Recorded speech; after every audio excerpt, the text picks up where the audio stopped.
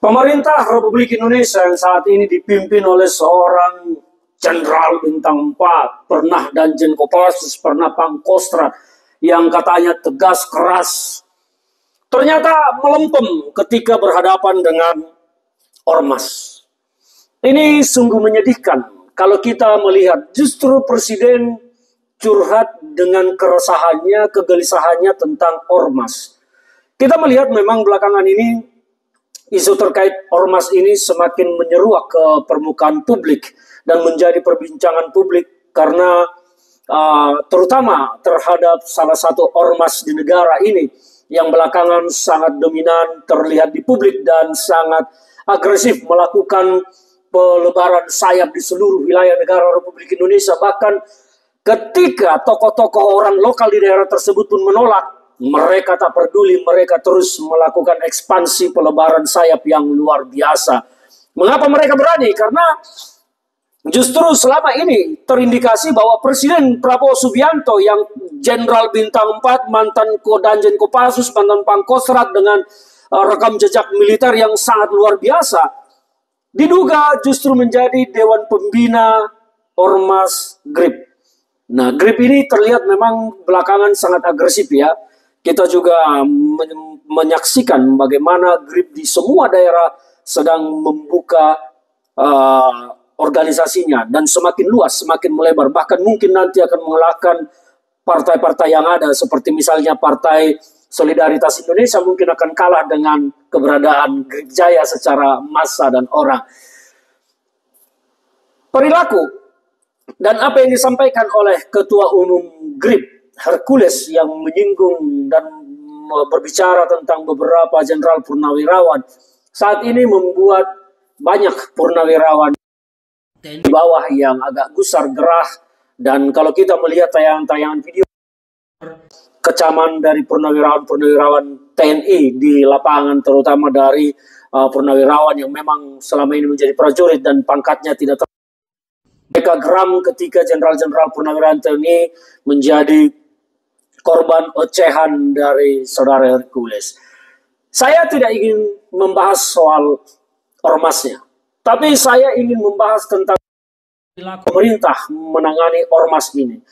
Saya sangat kecewa dengan pemerintah ketika pemerintah tidak bisa tegas terhadap ormas dan tidak bisa melakukan apapun terhadap ormas. Di banyak daerah ormas ini terkesan menjadi sebuah organisasi masyarakat yang dijadikan sebagai sebuah perkumpulan untuk mencari rezeki lah, saya anggap ya, mencari rezeki dengan cara-cara yang tidak patut.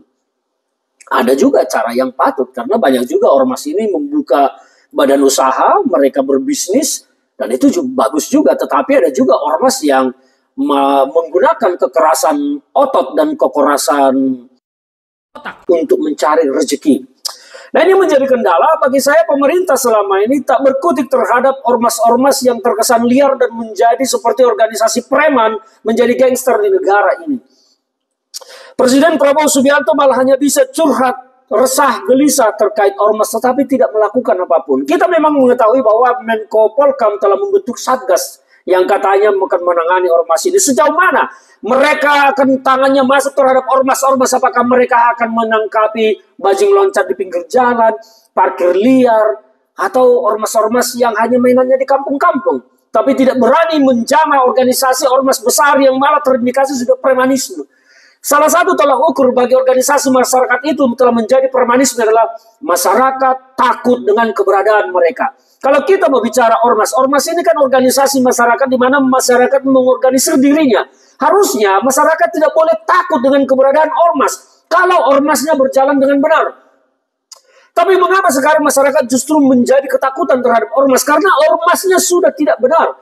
Kalau kita kembali kepada pendirian ormas ini semua, tidak akan ada yang mencantumkan di anggaran dasar rumah tangganya itu menyatakan kami akan menjadi tukang palak, tukang parkir, menjadi penjaga lahan sengketa. Tidak akan ada. Semua akan berbicara tentang Pancasila dan Undang-Undang Dasar 45, kepekerjaan sosial, kegiatan sosial. Tapi faktanya di lapangan semua melenceng. Mengapa melenceng? Karena pemerintah tidak memiliki instrumen lembaga pengawasan dan pembinaan terhadap ormas. Harusnya Kementerian Hukum dan Kemendagri membuat satgas bersama untuk membina dan mengawasi ormas.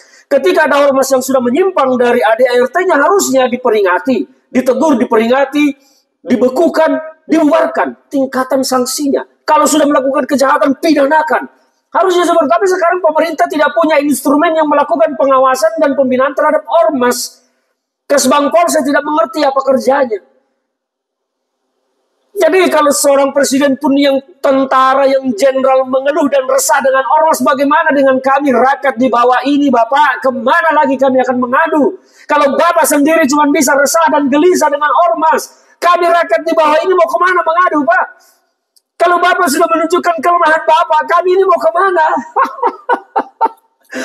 Halo Pak Prabowo, Pak Presiden.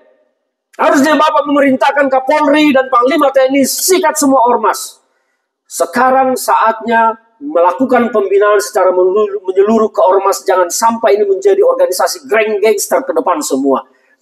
Buat aturan, semua ormas dilarang menggunakan atribut-atribut kemiliteran atau sistem militeristik. Hapus semua. Kalau mereka mau bikin seragam di luar hal-hal yang mirip dengan militer. Kalau mereka mau melakukan kegiatan di luar ADART-nya, tegur. Harusnya seperti itu. Jadi Pak Prabowo, kelemahan Bapak justru Bapak tunjukkan tidak berani terhadap ormas ini dengan mengatakan saya resah. Presiden tidak boleh resah, Bapak. Presiden harus memintakan, Pak Kapolri, Panglima, sikat.